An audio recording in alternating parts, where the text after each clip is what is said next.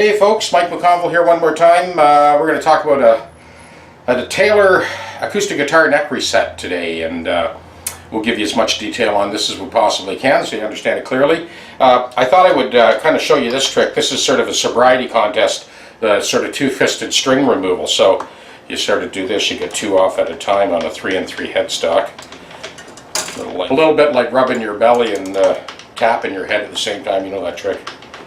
Takes a little bit of getting used to, but cut your restringing times in half. What are the reasons for a neck set? Why would anyone reset the neck on a guitar? So think about this for a second. The guitar is essentially organic material, but in this case we're talking wood neck, wood body. So in order to set the guitar up properly, the customer needs to settle on a string, whatever tuning it is, they got to settle on that, because what happens is the instrument itself will flex to a degree, find its equilibrium against that mechanical load. That's when the setup begins. So over a long period of time, the neck will continue to move and pull up.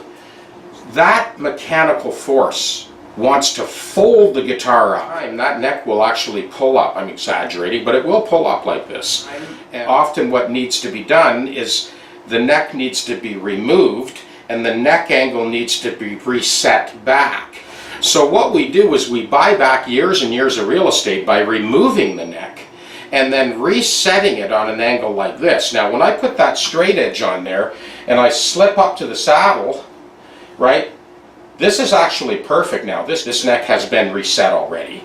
So we've got lots of room on that saddle to set that action wherever we want. That's the theory and the justification behind a neck reset.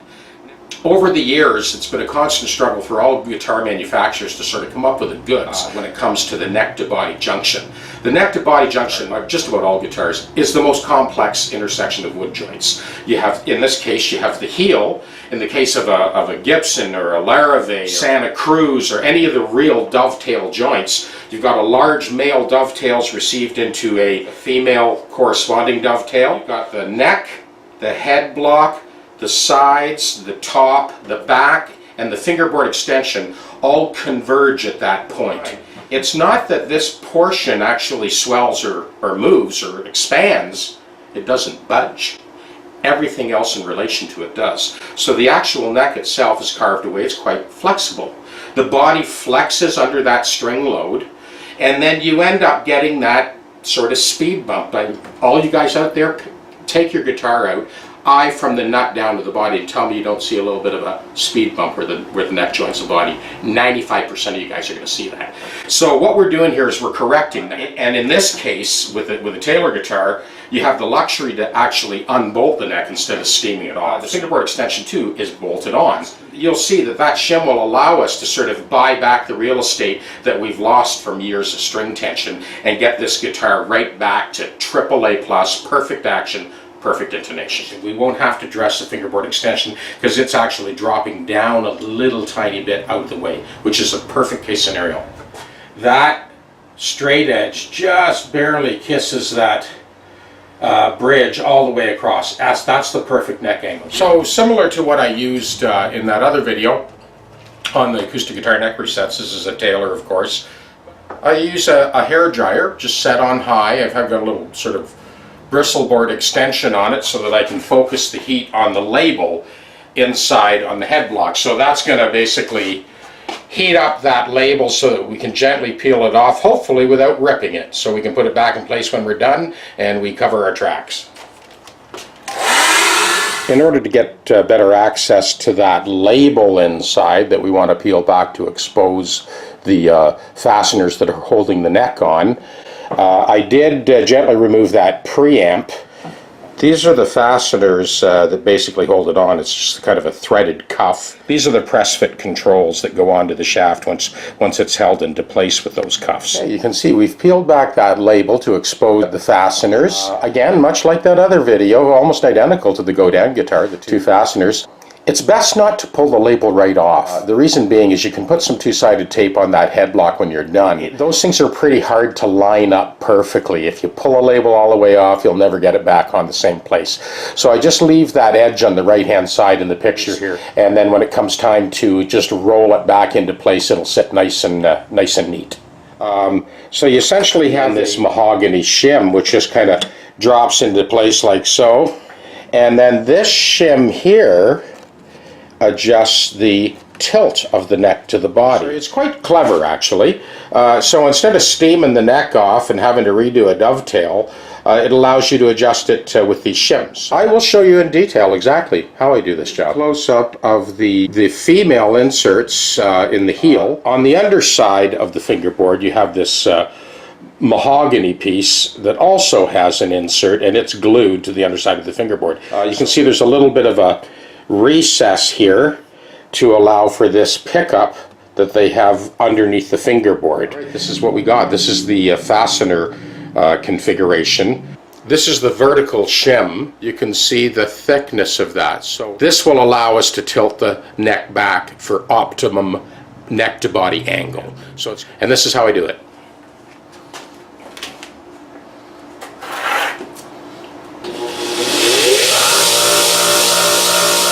Now you can see how it's thinner on the tip than it is on this end. We're just tilting it back a degree.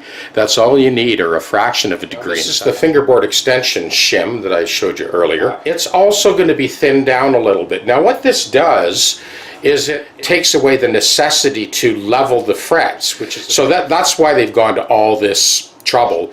This affects both playability and intonation.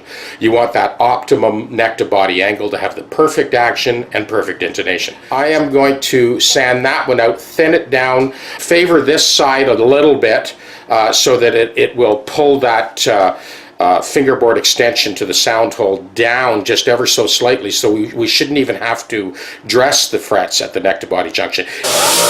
See the thickness of this end? Okay.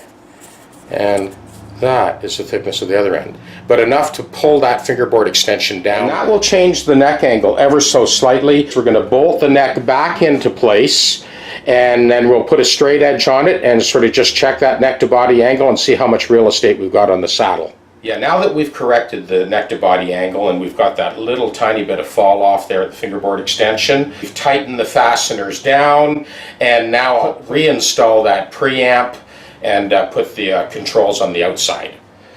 And now the moment of truth. We'll put those 13 to 56 strings on, concert pitch, without adjusting the saddle at this point. I'm just leaving it right where it was. And we're going to check that action again, and then do all our final adjustments and get this back to Jana for her gig tomorrow night. All right, we're all set up to do the final dress, level and dress on this Taylor guitar. It's not going to need much. I'm just going to breeze over it very lightly. It did need a little bit of recrowning, just the first 4 frets. It still wasn't enough wear to warrant pulling a fret out. Perfect. I've got this masked off, and this is typically how I mask off a guitar, and that's how I set up on the tech deck. I bring the headstock up to a chest level, and that really gives me a good control. The body's not slipping and slopping around as I'm leveling the frets. Everything's held in place safely without use of excessive force. This is the way I tape it off. The Taylor has sort of a open exposed circuit board for the preamp inside, so I don't want any fret foundings to sort of get jammed into that circuitry, right? So I've got the whole sound hole kind of masked right off. Very light fret dress. The lay of the neck is very good on this thing. You do have to keep in mind, though, that you know, when you take those strings off, you're basically relieving the neck of 180 pounds tension in the case of the 13 to 56 strings tuned to concert pitch. You need to adjust the truss rod so that the lay of the neck is straight again, because what will happen is after you've taken that 180 pounds off, the neck is going to go in a back bow like this, and you don't want to go anywhere near the frets if the neck is oriented like this. So you need to counteract the loss of string load, that 180 pounds, by loosening the truss rod off and getting the lay of the neck as straight as possible. Now, because we did the neck reset on this, the fingerboard extension actually falls off a little bit, so that's great. That doesn't need to be touched with a file. The little tiny bit that it needed is done. And as you can see, the body is held safely, leather pads. The pivoting neck assembly finds its own center, and we just breeze over those frets and level them. Now we'll go through the multiple grades of abrasives, and then finally we'll buff it out with jeweler's rouge. And this is what we ended up with. So those frets have been buffed out. I think there's a little hint of a, if you can pick, yeah, the second string actually. That's it. Everything else is completely gone. I did not pull any frets, and I did not grind the heck out of the frets to get rid of that. It was just crowning file and then successive grits of abrasive, and it's a done deal. Alright, she's all wrapped up, signed, sealed, delivered. Fret dress, neck reset, re-intonated the saddle, needed to be touched up a little bit, and just kind of set it up for a lighter touch for Janice. She'll be coming to pick it up tonight. Something I wanted to mention, it's important that you understand these videos that I put out. It always looks easier in a video, but anyone that's even thinking about, you know, handling expensive guitars and doing this type of work, make sure you read Zen and the Art of Motorcycle Mechanics.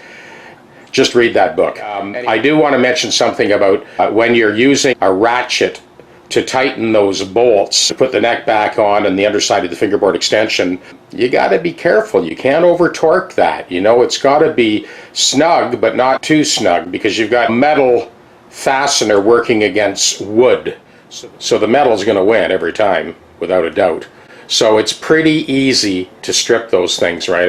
A word of caution. You'll read about this in that book I just mentioned. When you got a steel bolt going into an aluminum block, a 3-year-old could strip every bolt on the bike.